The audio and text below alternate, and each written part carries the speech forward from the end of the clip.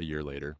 Not the affair itself, not even the baby that wasn't mine. It was those 15 minutes at a steakhouse in Richmond, listening to my wife and her boss plan my future, in a language they thought I didn't speak. Cassidy switched to German mid-sentence, just like that. We'd been talking about the company's expansion into the Atlanta market, Albert saying something about logistics, and then he said, versteht uns nicht. He doesn't understand us. She didn't even hesitate. Ich weiß, spricht kein Deutsch. I know, he doesn't speak German. I kept cutting my steak. I was wearing my father's old sport coat, the navy one with the brass buttons. It smelled like mothballs even after I'd hung it outside for 3 days. The knife scraped across the plate, and I watched Albert lean forward, watch my wife, 4 months pregnant with what I'd thought was my child, touch her stomach in that absent-minded way pregnant women do. 2 Jahre, Albert said. 2 years. They'd been doing this for 2 years. I set down my knife, picked up my water glass, let the ice cubes click against my teeth while they kept talking about hotels and timelines and how convenient it was that I worked late on Tuesdays. Then I looked up and said, in perfect German, Das Rindfleisch ist gut. The beef is good. Albert's face went white. 3 months earlier, Cassidy told me she was pregnant. It was a Tuesday morning. I remember, because I'd worked a double shift the night before, some emergency call-out at a medical complex in Charlottesville, faulty breaker box that couldn't wait until daylight. I'd gotten home around 3 in the morning, slept maybe 4 hours, and was standing in our kitchen, making coffee, when she came downstairs holding a white plastic stick. She didn't say anything at first, just held it out. I looked at the 2 pink lines, set down my father's old coffee mug, the one that said Harrison Electric in faded letters, looked at her face. You're sure? I said. I took 3. They're all positive. I don't think I said anything for a full minute. We'd been married 11 years. She'd been putting it off that whole time. Career first, she'd said. Needed to make partner at the firm. Maybe in a few years. I'd stopped asking around year 7, figured it wasn't going to happen. Neil, she said. Say something. My voice cracked. I'm going to be a dad. She smiled, stepped forward, and let me wrap my arms around her. I could feel her heart beating against my chest. Mine was going so fast I thought it might give out. April 25th, she said. That's the due date. The doctor said April 25th. I pulled back to look at her face. You already went to the doctor? Yesterday. I wanted to be sure before I told you. Made sense. Cassidy was methodical about things. It's what made her good at her job. Corporate law, contracts and acquisitions, the kind of work that required you to think 3 steps ahead. She didn't do anything without a plan. I kissed her forehead. April. Jesus, that's 7 months. 8.5, she laughed. You're already bad at baby math. I'll learn. I meant it. I'd learn whatever I needed to learn. That night, I couldn't sleep. Just lay there next to her, listening to her breathe, thinking about names and college funds and whether we'd need to move out of our 2-bedroom rancher in Hanover County. My father had bought this house in 1987. I'd taken it over after he died, kept the business running, kept everything the way he'd had it. Harrison Electric. 23 years I'd been doing this work. Same routes, same clients, same routines. Now everything was going to change. I rolled over and looked at Cassidy in the dark. Her face was peaceful. Younger, somehow. Like the woman I'd married in my parents' backyard back in 2013, before the promotions and the long hours and the gradual drift into separate lives, lived under the same roof. Maybe this would fix it. The distance. The silence at dinner. The way she looked at her phone more than she looked at me. Maybe a baby was exactly what we needed. The next few weeks were good. Better than good. Cassidy seemed happier. She'd come home from work and actually talk to me about nursery colors, about names, about whether we should find out the sex or wait. We went to her 8-week appointment together. I held her hand while the technician moved the ultrasound wand around and showed us a blur that was supposedly our child. Strong heartbeat, the technician said. I stared at the screen. Tried to make sense of the gray and black shapes. Failed. Didn't matter. There was a heartbeat. That was enough. Cassidy squeezed my hand. I looked down at her and she was crying. Happy tears. The kind I hadn't seen on her face in years. We're really doing this, she said. Yeah, I said. We really are. 2 weeks after that, she mentioned her boss was coming to town. We were eating dinner, leftover meatloaf I'd reheated, green beans from a can. I was tired. I'd been pulling doubles 3, sometimes 4 times a week. Good money, and we'd need it now with the baby coming. Diapers and car seats and pediatrician visits. Everything cost more than you'd think. Albert's going to be in Richmond for a few days, Cassidy said. He wants to have dinner, meet you, finally. I chewed my meatloaf. The German guy? He's from Munich. He's been wanting to meet you for months. I've told him so much about you. Like what? She smiled. That you're quiet, that you work too much, that you're good with your hands. Riveting. He thinks it's charming. The whole small business, family company thing. His father was a carpenter. I didn't know what to say to that. Didn't much care what some executive from Germany thought about my life. But Cassidy looked happy, and I'd gotten in the habit of saying yes to things that made her happy. When? I said. Friday. There's this steakhouse downtown he wants to try. I made a reservation for 7. I'll have to leave the job site early. Can you? Yeah, I'll make it work.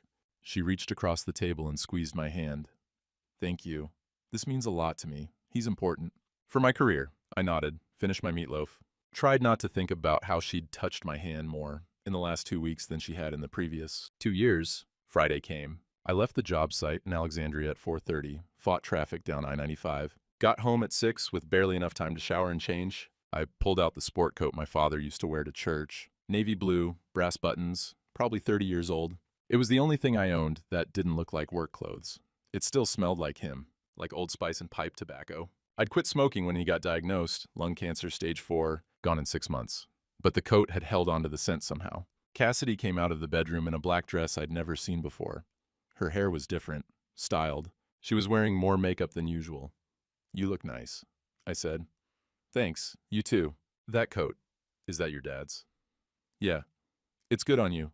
She checked her watch. We should go. Traffic. The restaurant was in downtown Richmond, one of those places with valet parking and cloth napkins. I gave the kid my keys and followed Cassidy inside. Albert was already there, standing at the bar with a drink in his hand. Tall, maybe 6'3", athletic build, good suit, the kind of tan you get from ski trips and Mediterranean vacations. He saw Cassidy first, smiled, walked over and kissed her on both cheeks, European style. Then he turned to me and extended his hand. Neil, finally, I have heard so much about you. His grip was firm but not aggressive. Calculated. I shook his hand and nodded. Albert, please, let us sit. I am starving. We followed the hostess to a table in the back. White tablecloth. Real silverware. The kind of place where the waiter tells you his name and the kitchen has a tasting menu. I ordered a water. Cassidy ordered wine, some French thing that cost $48 a glass. She was 4 months pregnant. I'd mentioned it before, the drinking. She'd told me to stop trying to control her. Albert asked about my work. I told him about commercial electrical systems, about code requirements and voltage drops and conduit runs. His eyes glazed over after about 30 seconds. He kept looking at Cassidy while I talked. She'd touch her collarbone when she laughed at his jokes. Small thing, I noticed anyway. The waiter brought our entrees, refilled the wine glasses. I cut into my ribeye and tried to focus on the meal. The meat was good. Overpriced, but good. That's when they switched to German. Albert said something about the Munich office. Then, mid-sentence, he switched. Wie fühlst du dich? How are you feeling? Cassidy answered without missing a beat. Müde, aber es ist seins. Tired. But it's his. My knife slipped, scraped across the plate.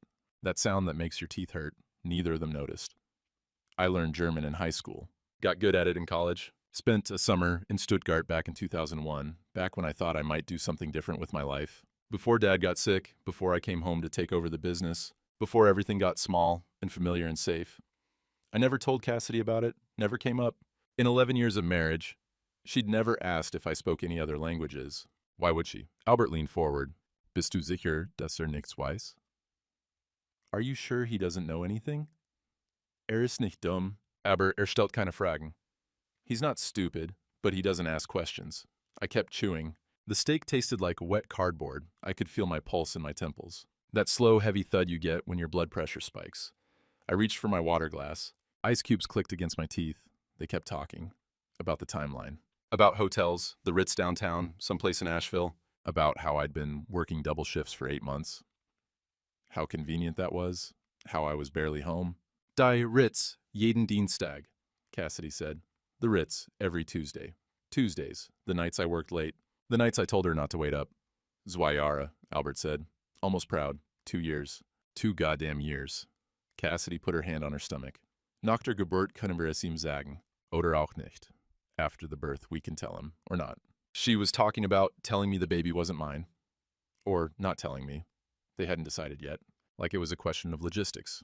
Timing. Convenience. I looked up, made myself look at Albert. His face was smug. Satisfied. The face of a man who'd gotten away with something. Das Rindfleisch ist gut, I said. The beef is good, perfect German, no accent. Same tone I'd been using all night when I talked about wire gauges and breaker boxes. Albert's face went white, not pale, white, like somebody'd pulled a plug and drained all the blood out of him in one go. Cassidy froze with her wine glass halfway to her mouth. Her hands started shaking. Wine sloshed over the rim onto the white tablecloth. I stood up, folded my napkin, set it down next to my plate. "I'm going to use the restroom," I said, in English. "When I get back, I'd like the check." I walked past the other tables, past the bar, past some hostess asking if everything was okay. Found the men's room and locked myself in a stall. I didn't cry, didn't punch the wall, just stood there breathing, counting tiles on the floor. 28 across, 16 down, 448 total. When I stopped shaking, I washed my hands, looked at myself in the mirror. Same face I'd seen that morning, same face I'd seen every morning for 43 years. Nothing had changed on the outside. I walked back out to the dining room. Albert was gone. Cassidy was sitting alone, crying into her napkin. Mascara running down her face. The check was on the table. I pulled out my wallet, put down my credit card.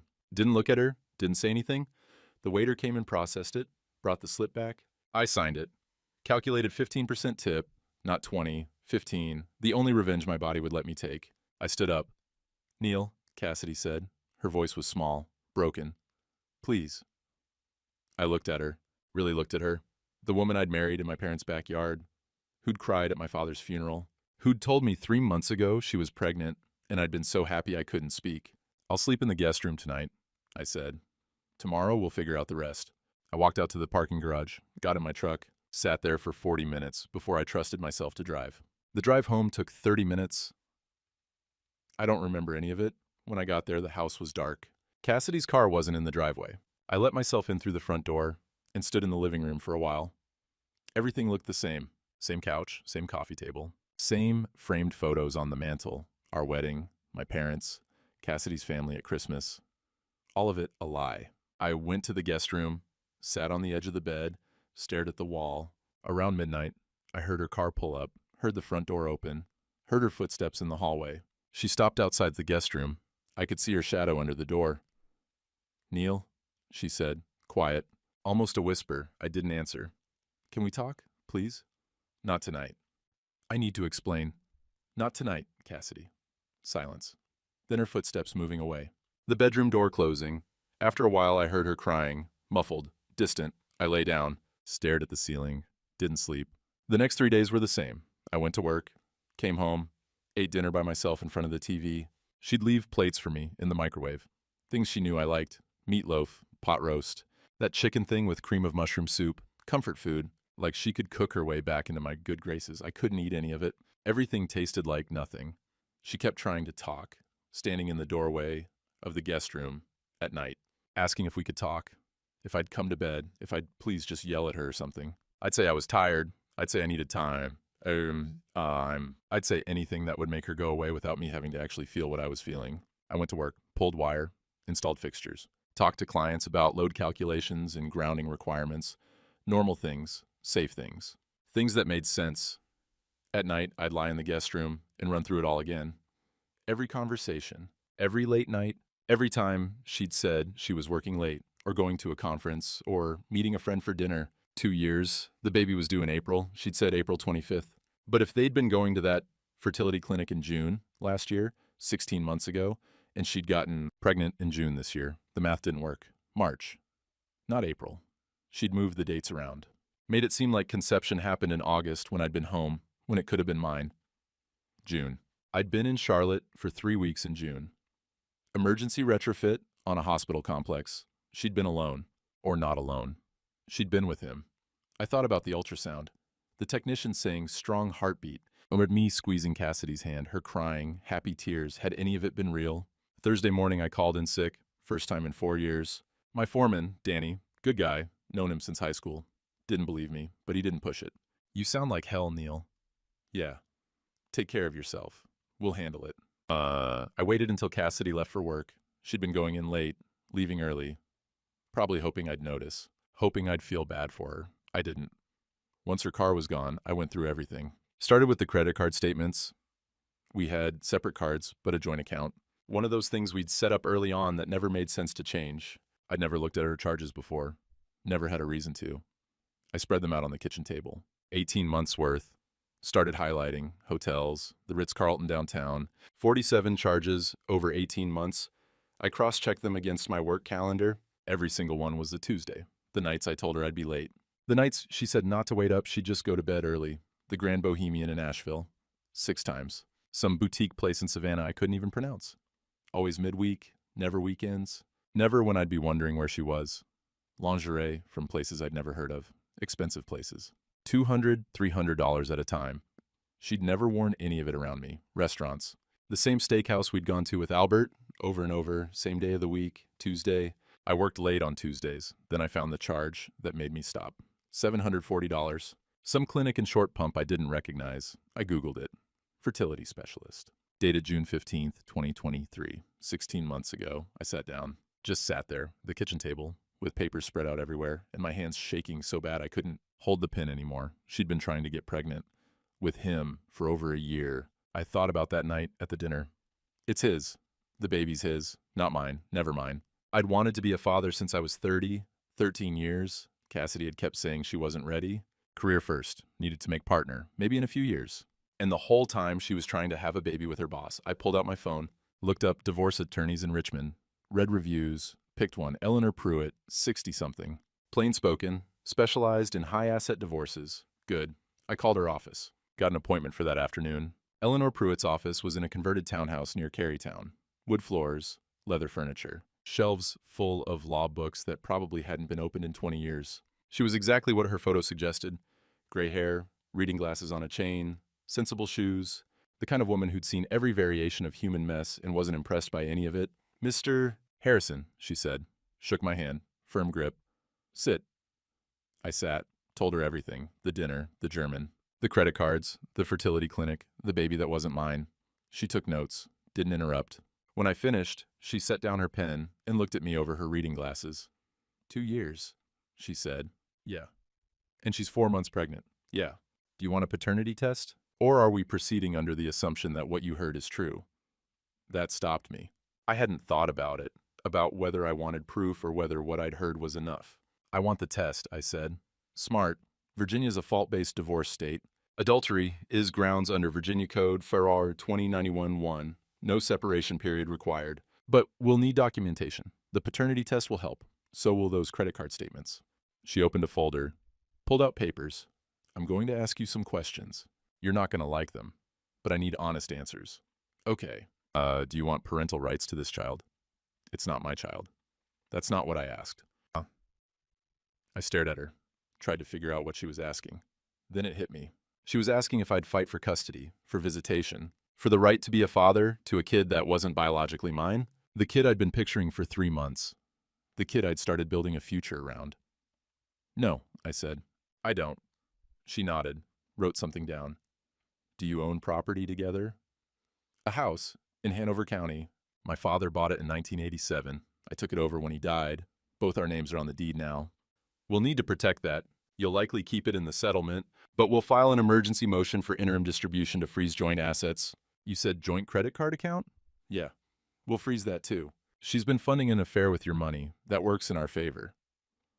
I nodded, felt numb, like I was listening to her talk about someone else's life. One more thing, she said. This Albert Richter, he's her supervisor? Boss, vice president of something, I don't know. The company needs to know. Affair with a subordinate is a liability issue. If there are other women, and there usually are, the company could be on the hook for hostile work environment, sexual harassment. You give me permission to contact their HR department? Yeah, good. She slid a stack of papers across the desk. Read these. Sign where indicated. I'll file the complaint tomorrow. We'll request the paternity test as part of discovery. And Mr. Harrison? Yeah? I'm sorry. This is a hard thing, but you're doing the right thing. I signed the papers. All of them. Didn't read most of it, just signed. When I left her office, it was getting dark. I sat in my truck for a while, watched people walk by on the sidewalk. Normal people. People whose wives hadn't lied to them for 2 years. People whose lives made sense. Then I drove home. Cassidy's car was in the driveway. I walked in through the front door. Cassidy was in the kitchen. She'd been cooking. I could smell it. Pot roast. Potatoes. The meal she made when she wanted something from me. She turned when she heard me. Her face was puffy, eyes red. Where were you? She said. Out. Neil, we need to talk. Not now. I walked past her to the guest room, closed the door, sat on the bed, and stared at the papers Eleanor had given me. Complaint for divorce, asset inventory forms, financial disclosure statements. I heard Cassidy outside the door, heard her breathing. I made dinner, she said. I didn't answer. Please, Neil. Please just talk to me. Go away, Cassidy. Silence. Then footsteps, the bedroom door closing. I looked down at the papers, at my signature, at the words, adultery pursuant to Virginia Code Syro 2091-1. Tomorrow, this would be real. Tomorrow, she'd be served. Tomorrow, everything would start moving in a direction I couldn't stop. I set the papers on the nightstand, lay down, stared at the ceiling, didn't sleep. The next morning, Friday, I went back to work. Danny took one look at my face and didn't ask questions. Just handed me a work order and pointed me toward a van. Medical complex in Henrico, lighting retrofit. Should take you all day. Good. I spent 10 hours running conduit and pulling wire. Simple work. Repetitive. The kind of thing you can do without thinking. My hands knew what to do. My brain could just stop. Around 3 o'clock, my phone buzzed. Text from Eleanor Pruitt. Papers served at her office, 2:47 p.m. Expect a call. I put the phone back in my pocket, kept working. Cassidy called at 4:15. I let it go to voicemail. She called again at 4:32. Voicemail. At 5 o'clock, she texted, please come home. We need to talk about this. I finished the job, cleaned up, drove home slow. Took the long way through Mechanicsville. Stopped at a gas station and bought a coffee I didn't drink. Sat in the parking lot watching traffic. When I finally got home, it was past 7. Her car was there. All the lights were on. I found her in the living room, still in her work clothes. The divorce papers were on the coffee table. She'd been crying. Was still crying. You didn't even tell me, she said. You filed, without even talking to me. I set my keys on the counter, took off my boots. There's nothing to talk about. There's everything to talk about. Neil, please, sit down. Let me explain. Explain what? That you've been fucking your boss for 2 years? That the baby isn't mine? You explained all that in German. I heard it. She flinched. I was going to tell you. When? I don't know. After the baby came. Or, I don't know. Or not. You said or not. Those were your words. We can tell him or not, like it was a coin flip. She put her face in her hands, sobbed. The kind of crying that shakes your whole body. I felt nothing. I need to get some things from the bedroom, I said. I walked past her. Went to our room, her room now, I guessed. Grabbed some clothes, my spare work boots. The photo of my parents from the dresser. When I came back through the living room, she was standing. Are you leaving? She said. I'm staying in the guest room until you move out. Move out? This is my house too. Not for long. Read the papers. I'm keeping the house. You'll get a settlement from other assets. You can't just... Neil, this is my home. Was it your home when you were at the Ritz every Tuesday? She went quiet. 47 times, I said. I counted. 47 times you charged a hotel room to our joint account while I was working late. You used my money to pay for it. My money. From jobs I worked, so we could save for a future that was never going to happen. I'm sorry. Don't. I am. I'm so sorry. I never meant... Don't apologize. Just don't. It doesn't mean anything. I went back to the guest room, closed the door, locked it. She stood outside for a while. I could hear her crying. After maybe 20 minutes, she gave up, went to the bedroom, closed that door too. I sat on the bed and pulled out my phone, looked at the calendar, cross-referenced it with the credit card statements I'd photographed. June 15th, 2028. Fertility clinic consultation, $740. Initial fertility consultation, the receipt said. Hormone panels. Ovulation assessment. The kind of appointment where they make a plan. They'd been planning this for 16 months. June 12th, 2024. I'd left for Charlotte. 3-week hospital retrofit. Emergency job, good money, couldn't say no. June 18th, 2024. Credit card charge. The Grand Bohemian, Asheville. 2 nights. She'd told me she was going to a conference in Raleigh. The baby was due March 15th. I'd done the math a dozen times. 40 weeks back, from March 15th, was June 15th. Conception week. The week I was in Charlotte, she'd told me the baby was due April 25th, a month later, to make the math work. To make it seem like conception happened in August when I'd been home, when it could have been mine. But those fertility doctors, they track cycles. They track ovulation. If they'd started working with her in June of 2023, they'd have records, exact dates, the kind of documentation that couldn't be faked. I pulled up a notes app, started writing down dates. April 2023, first Ritz charge appears June 15th. 2023, fertility clinic consultation, June, October 2024, 47 hotel visits, Tuesdays, June 12th, 26, 2024. Neil and Charlotte, June 18 to 20, 2024. Cassidy and Asheville with Albert, June 15, 2024. Probable conception, 40 weeks, March 15th, 2025. July 16th, 2024. Cassidy announces pregnancy, claims due date, April 25th, 1 month. She'd added 1 month to the due date. Moved the timeline just enough to make me think it was possible. I took screenshots of everything, sent them to Eleanor Pruitt with a note. Timeline reconstruction, conception was June 15th. She told me, April 25th due date, but real date is March 15th. Moved it to cover the lie. Eleanor responded in under 5 minutes. This is excellent. The manipulation of medical dates shows premeditation. We'll use this. I set the phone down, lay back, stared at the ceiling. 16 months. They'd been trying to have a baby for 16 months. While I'd been hoping, waiting, thinking maybe someday she'd be ready. And she was ready, just not with me. Saturday morning, I went back to the house in Hanover, my house, the one my father had bought in 1987 when he started Harrison Electric. 2 bedrooms, 1 bathroom, kitchen with linoleum floors that had been outdated even then. He died in the bedroom at the end of the hall, lung cancer. 6 months from diagnosis to funeral. I'd kept everything the same. Same furniture, same paint, same routine. Get up, make coffee in his old percolator, go to work. Now I walked through it like a stranger. Looked at the photos on the mantle. My parents on their wedding day. Me and Dad at a job site. Me, maybe 14, holding a voltage tester like it was treasure. Cassidy and me on our wedding day. Backyard ceremony. 50 people. Her in a simple white dress. I took down the wedding photo, put it in a drawer. The doorbell rang. I wasn't expecting anyone. Looked through the window. Eleanor Pruitt, standing on my front porch in jeans and a sweater. Saturday. She'd come on a Saturday. I opened the door. Mr. Harrison, she said, I know it's the weekend, but we need to talk. May I come in? I stepped aside, let her in. She sat at the kitchen table without being asked, pulled out a folder. The paternity test, she said. We need to schedule it. The lab I work with can do court-admissible DNA analysis. Chain of custody documented. Results in 2 weeks. Okay. I need you to understand something. Once we have those results, once we have proof that you're not the biological father, Cassidy loses a lot of leverage. Right now, she can claim it might be yours. She can try to negotiate. Once we have 0% probability of paternity, that's gone. Good. There's something else. She opened the folder, pulled out papers.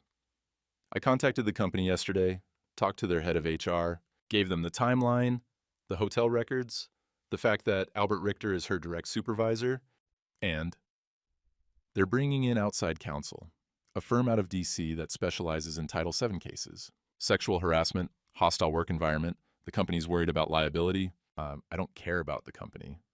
You should. Because if Albert's done this before, and the HR director's reaction suggests he has, there are probably settlements, NDAs, other women, a pattern. I sat down, processed that. How many? I said.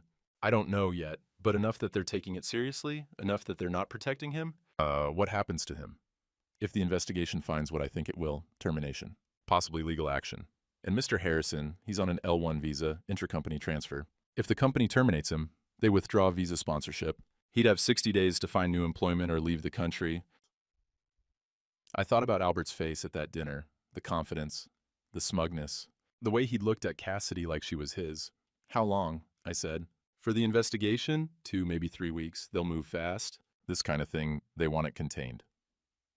She slid another paper across the table. Consent form for the paternity test. Monday morning, 9 a.m., the lab's in Short Pump. Cassidy's lawyer will bring her.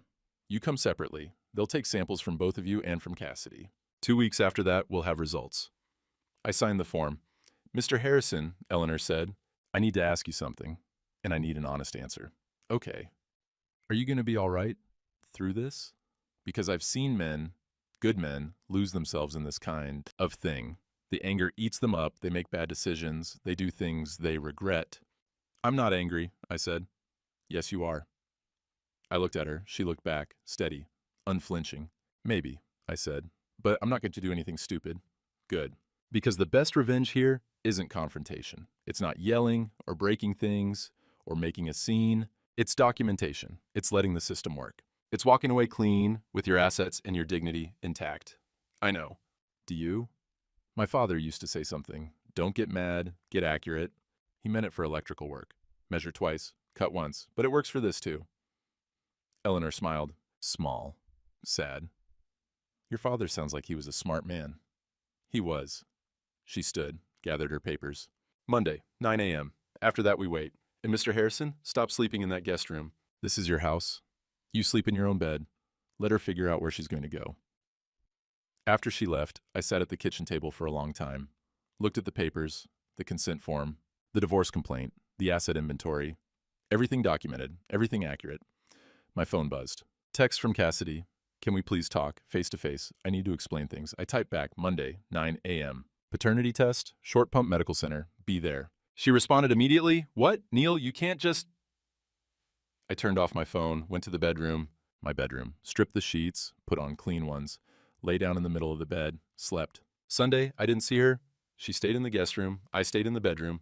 We moved around each other like ghosts. I heard her crying at one point.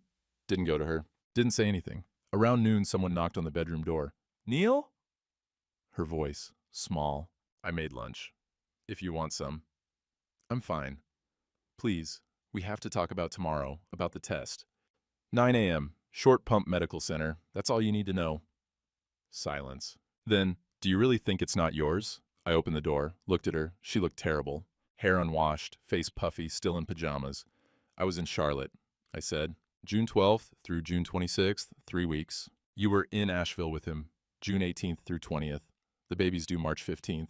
That's 40 weeks from June 15th, not April 25th like you told me. You moved the dates. You lied about the due date to make the math work. Her face went pale. I didn't... How did you... Credit card statements, work calendar, basic math. You're not as careful as you think you are. It could still be yours. We were together before you left. Were we? She looked away. June 10th was a Monday, I said. I worked late, came home around 11. You were already asleep. June 11th was a Tuesday. You went to the Ritz. Charge is right there, on the statement. June 12th, I left at 5 a.m. So, when, Cassidy, when were we together? She started crying again. The test will tell us, I said. Monday, be there. I closed the door. Monday morning, Short Pump Medical Center. I got there early, sat in my truck in the parking lot, and watched people come and go. Normal people. People getting blood drawn for cholesterol checks. People bringing their kids in for shots. Not people whose lives had fallen apart. Cassidy arrived at 8:55. Her lawyer was with her. Some guy in a suit I didn't recognize. Young, probably 30. He had that look. Fresh out of law school, trying too hard. I got out of my truck, walked toward the entrance. Cassidy saw me, stopped walking. Neil, she said. I didn't look at her, kept walking. Inside, Eleanor was already there. She nodded to me, handed me a clipboard. Fill these out, insurance information, consent forms. They'll call you back separately.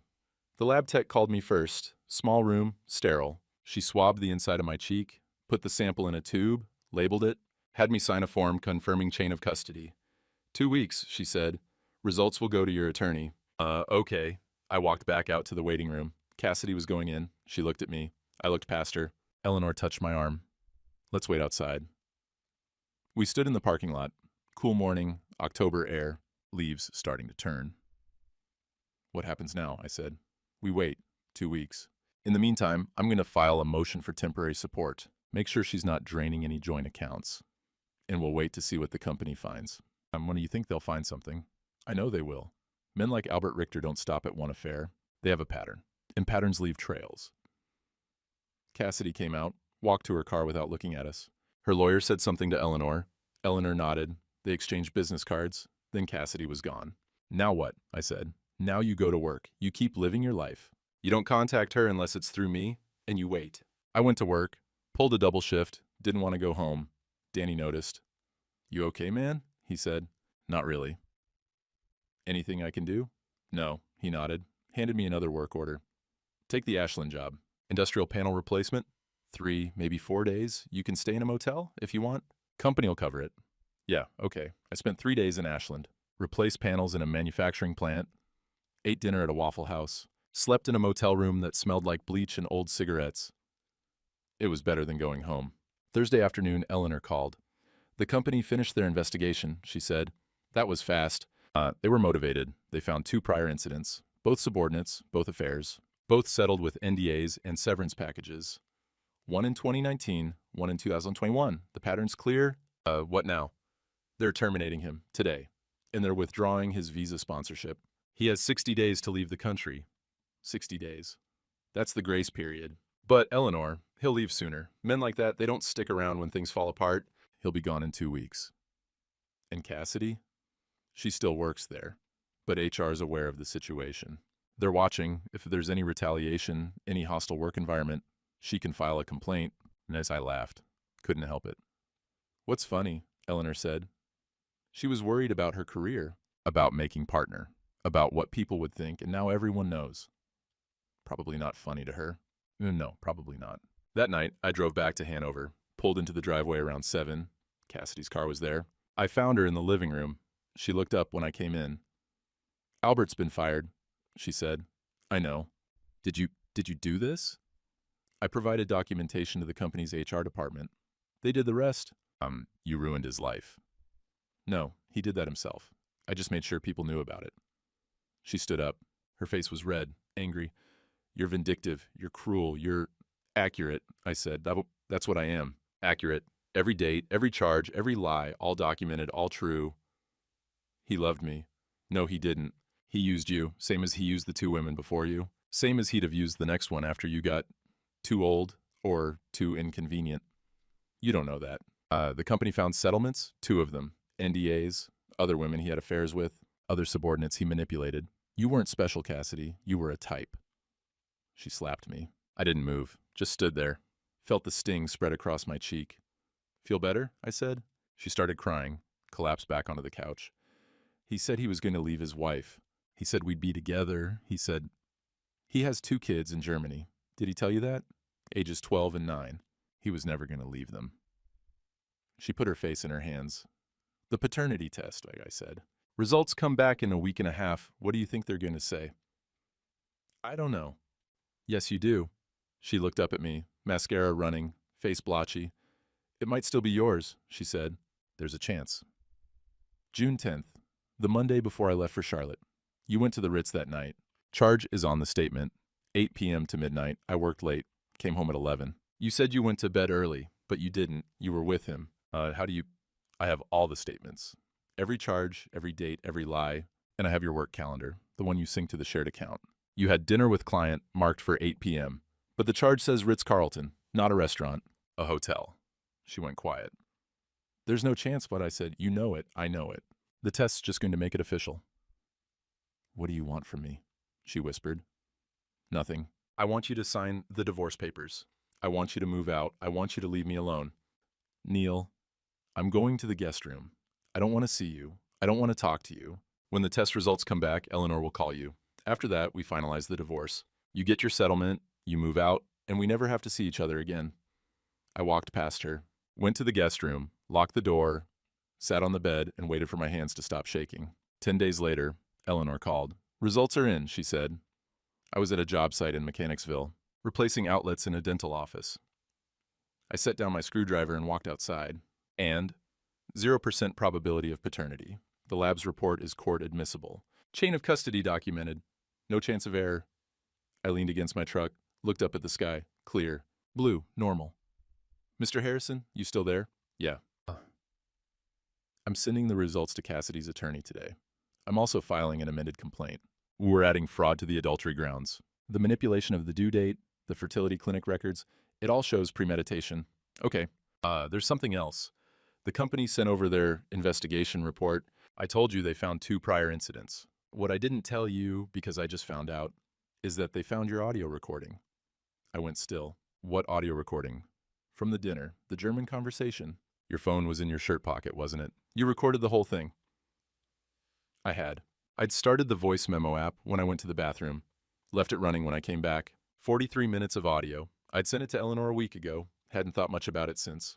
The company lawyers listened to it, Eleanor said. They had it translated. Submitted it as evidence in their investigation. Neil, this thing is devastating. It's not just an affair. It's them discussing the pregnancy, the timeline, the deception. It's premeditated fraud, and it's admissible. What does that mean? It means we have leverage, a lot of it. Cassidy's lawyer is going to see this and know they can't win. They'll settle. Fast. And it means Albert Richter is done, not just fired. The company's considering legal action against him. Fraud, breach of fiduciary duty. They're treating this like corporate espionage because He used company resources, travel budgets, expense accounts to facilitate the affair. I don't care about him. You should, because he's leaving. The company withdrew his visa sponsorship yesterday. He has 60 days to leave the country, but his flight's booked for Friday. 2 days from now, he's running. I thought about that, about Albert packing his bags, about him slinking back to Munich with his tail between his legs, about his wife finding out, his kids. I felt nothing. Good, I said. The divorce will be finalized within 30 days. Cassidy's lawyer wants to negotiate the settlement, but we're not giving much ground. You keep the house. She gets a buyout from other marital assets. We're calculating now. But it'll be fair market value minus her contribution to marital debt. She also waives any claim to your business, your retirement accounts, anything acquired before the marriage. Fine. Mr. Harrison, Neil, you won. You understand that, right? You won. I looked down at my hands. Grease under the fingernails, calluses on the palms. Same hands I'd had my whole life. Doesn't feel like winning, I said. No, it wouldn't. But it's the best outcome you could have hoped for. You're protected, financially, legally, emotionally, and you get to walk away clean. Yeah.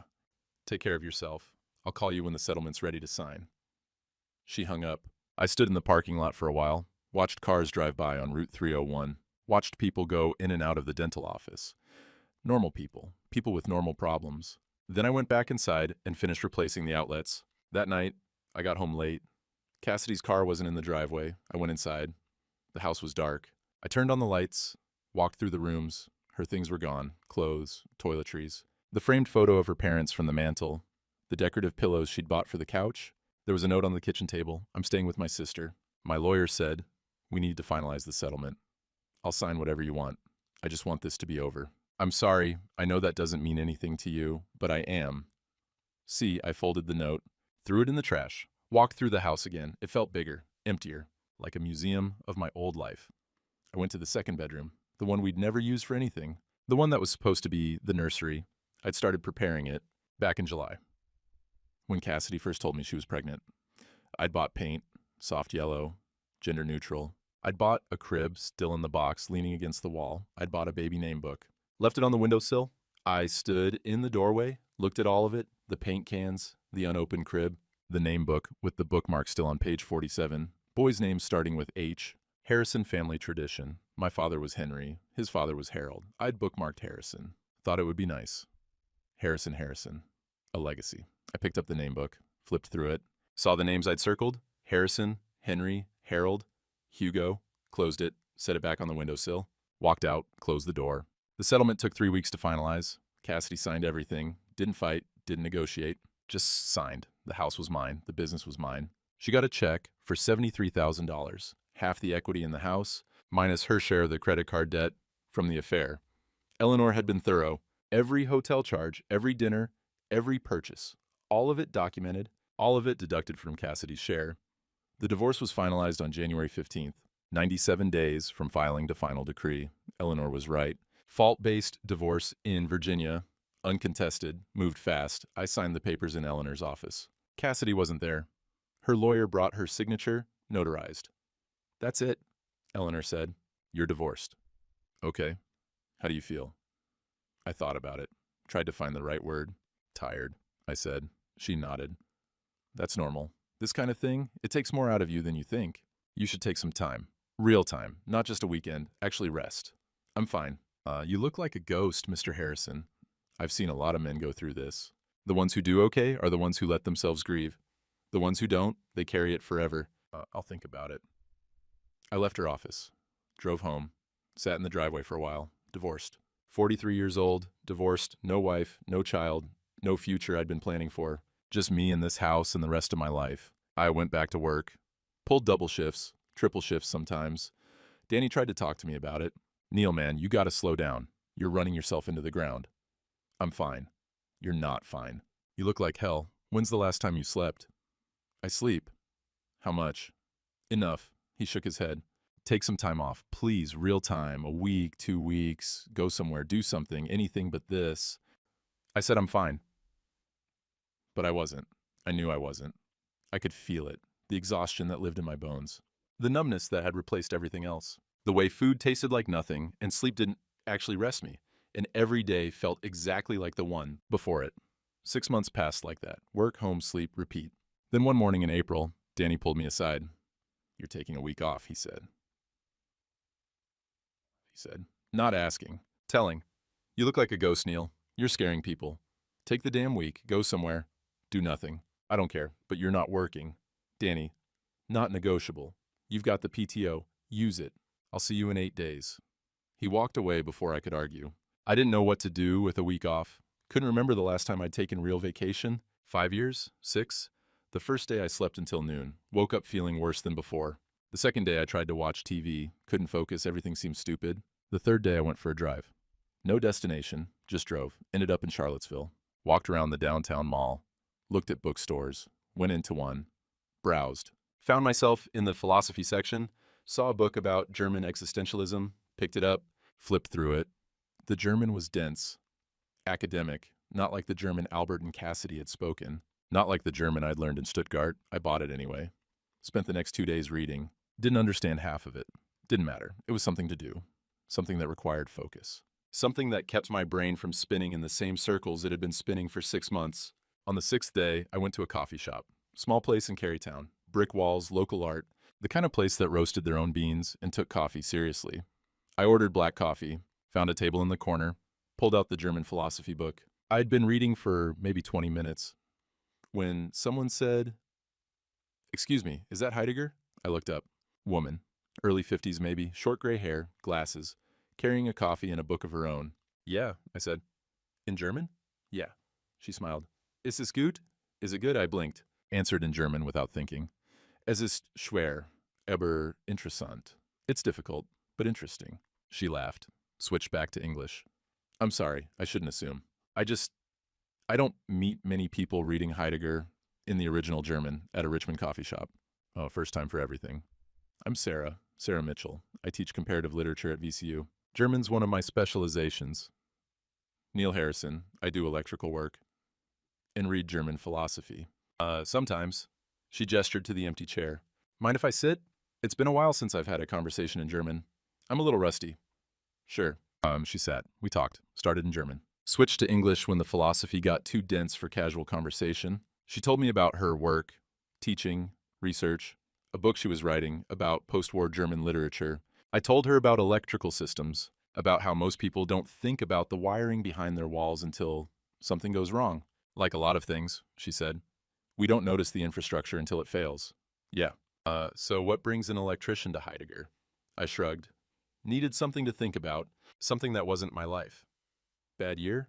"Something like that." She nodded. Didn't push. I appreciated that. "My ex-husband had an affair," she said. Casual, like she was talking about the weather. 3 years ago, with his graduate assistant. Very cliché, very predictable. I'm sorry. Don't be. It was a long time coming. The affair was just the thing that made it official. But the gaslighting, that was the hard part. He spent 2 years telling me I was paranoid, that I was imagining things, that I was crazy for not trusting him. Then one day I found emails, hundreds of them, going back years, and I realized I wasn't crazy, I was right. I'd been right the whole time. I looked at her. She looked back. Steady, clear. "That's the part that stays with you," she said. "Not the betrayal. The betrayal is almost, I don't know, expected. People cheat, people lie. But being told you're wrong about what you know is true, that does something to your sense of reality." Yeah, I said. "It does." We sat in silence for a while. The coffee shop was busy. People coming and going, ordering lattes with complicated specifications, typing on laptops, living their normal lives. My wife had an affair with her boss, as I said, a German guy. They'd talk in German because they thought I didn't speak it. I heard the whole thing. The affair, the baby, the plan to pass it off as mine. Sarah's eyes widened. Jesus. Yeah. "What did you do?" "Stayed quiet, gathered evidence, filed for divorce. Paternity test came back 0%. She's gone now. Has been for 6 months. And you're reading Heidegger." "And I'm reading Heidegger." She smiled, sad, understanding. "Being in time?" she said. Seemed appropriate. "It is." She paused. "I'm sorry that happened to you. The betrayal is one thing, but the baby, that's cruel." "I wanted to be a father," I said. Don't know why I said it. Hadn't said it out loud to anyone. 13 years I wanted it, and for 3 months I thought I was going to be. Then I found out it was all fake. "That's a loss," Sarah said. "A real one. Even if the child wasn't biologically yours, The future you imagined was real. Grief doesn't care about biology. I looked down at my coffee. People keep telling me I won, the divorce, the settlement, got everything I wanted. Did you win? I don't know. Feels more like I just survived. That's winning, she said. Sometimes that's all winning is. We talked for another hour about books, about teaching versus doing, about how hard it is to start over when you're past 40, about how nice it is to have a conversation with someone who understands what it's like to be told you're crazy when you're actually right. When we finally stood to leave, she pulled out her phone. "Can I give you my number?" she said. I don't know if I'm ready for anything. I don't know if you are either. But coffee again would be nice. Talking in German. Complaining about Heidegger, whatever. "Yeah," I said. "That would be nice." She wrote her number on a napkin. "Backup," she said.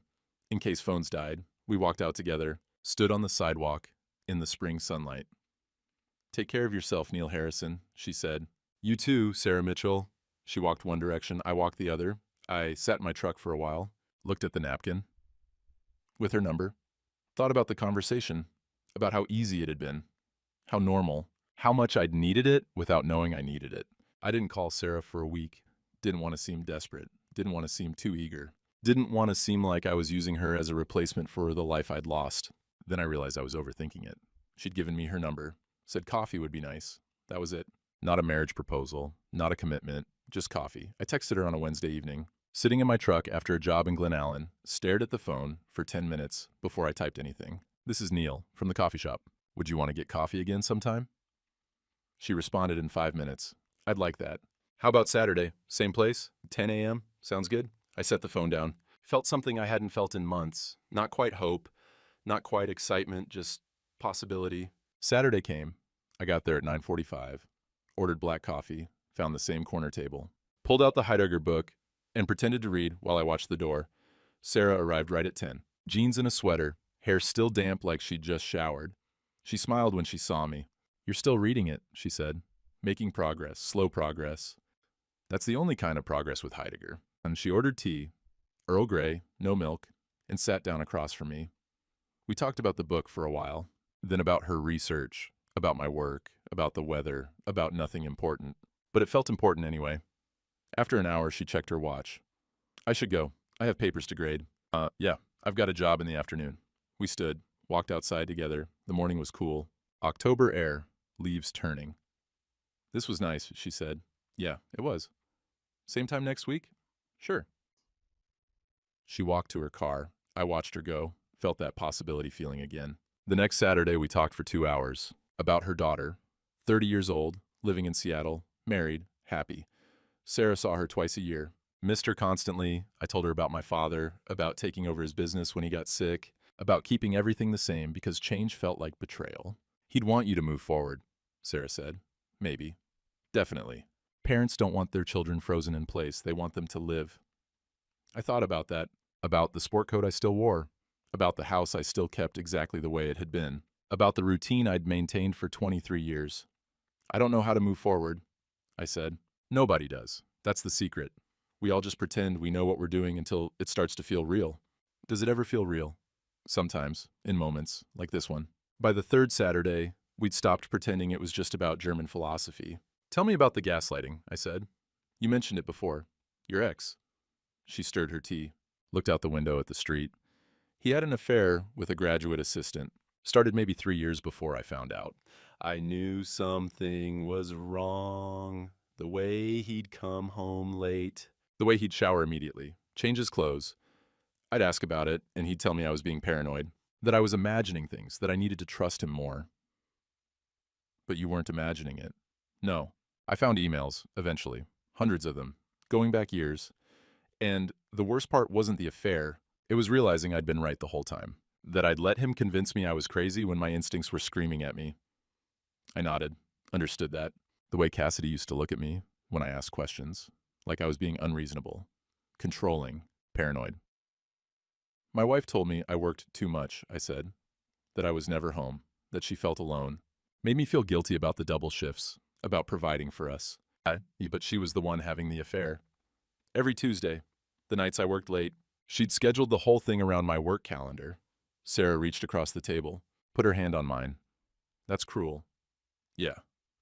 We sat like that for a while, hand in hand. Two people who understood what it felt like to be told you're wrong about what you know is true. The fourth Saturday, we met for lunch instead of coffee. Little sandwich place in the fan. We sat outside, even though it was getting cold. We talked about easier things, books, movies, places we'd traveled. I went to Stuttgart, I said. Summer of 2001. That's where I learned German. Well, what were you doing there? Thought I might study abroad, do something different with my life. Then my father got sick. I came home, never went back. Do you regret it? I don't know. Used to think I did. Now I'm not sure. Can't regret something that brought you to where you are, even if where you are isn't where you thought you'd be. She smiled. That's very Heidegger of you. Is it? Being in time, the sign, the idea that we're always already thrown into a world we didn't choose. We just have to figure out how to be in it. I'm just figuring it out as I go. That's all any of us are doing. By November, we were having dinner. Real dinner. Restaurants with tablecloths, wine, dessert. She told me about the divorce, about how her ex-husband had tried to get her fired, how he'd spread rumors in their department, how she'd had to fight to keep her job, her reputation, her sense of self. I told her about the dinner, about sitting there listening to them talk in German, about the moment I realized the baby wasn't mine. You recorded it, she said. The conversation. Yeah, on my phone. Sent it to my lawyer. Smart. Didn't feel smart. Felt necessary. Same thing sometimes. She paused, looked at me across the table. Can I ask you something? Sure.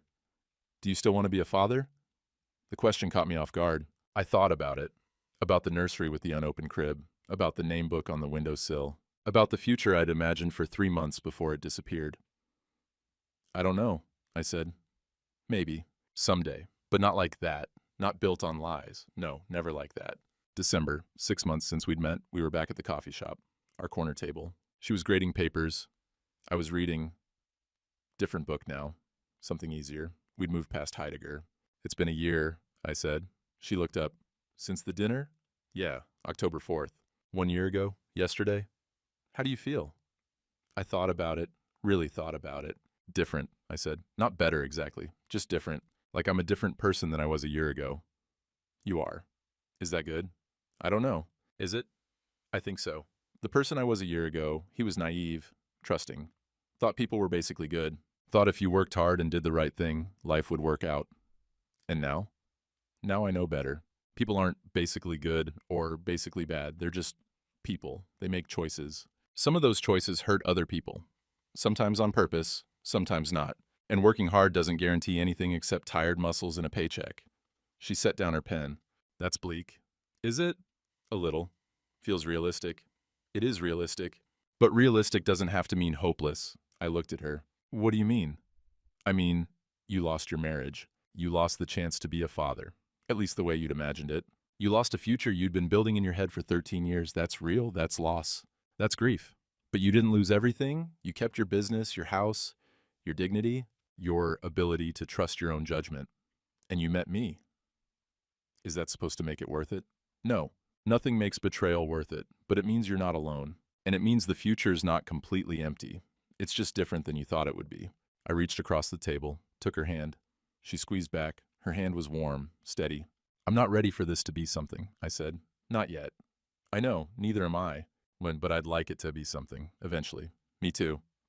We sat there, holding hands across a coffee shop table. Two people who'd been broken by other people's choices. Two people trying to figure out how to be whole again. Not rushing it, not forcing it, just letting it be what it was. Outside, people walked by, living their normal lives. Inside, the espresso machine hissed. Someone laughed. The barista called out drink orders. Normal sounds. Normal moments. And for the first time in a year, normal felt okay. It wasn't much, but it was something. And something was enough. 3 months later, January. Cold. I was driving through Hanover County. Routine service call. Ended up taking the long way back. Found myself on the road, where Cassidy and I used to live. I slowed down, looked at the house, new owners. There was a swing set in the yard, a minivan in the driveway, kids' toys scattered across the porch. A real family, living a real life. I kept driving. Stopped at the grocery store in Mechanicsville. Ran into Bob Jeffries, old neighbor, guy who lived 3 houses down. Used to wave at me when I mowed the lawn. Neil, he said, haven't seen you in a while. How's the family? How's the baby? I could have lied. Could have said fine. Could have made something up. Didn't. There wasn't one, I said. Not mine, anyway. Bob's face went red. Oh, Jesus, Neil. I'm sorry. I didn't know. It's okay. How would you? That's a hard thing. Yeah, it was. You doing all right? Getting there. He nodded. Awkward silence. Then, well, good to see you. Take care of yourself. You too, Bob. I paid for my groceries. Drove home. That night, I had dinner with Sarah. Real dinner.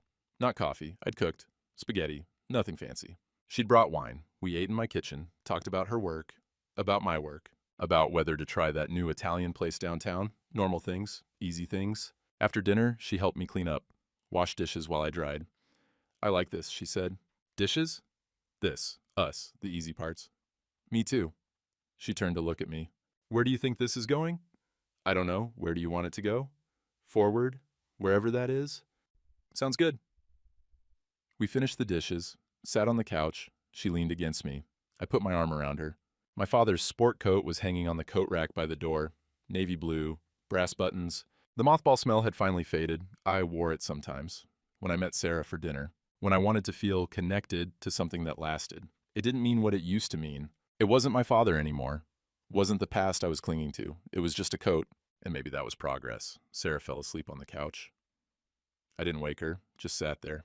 Watched her breathe. Thought about the year that had passed. About everything that had fallen apart.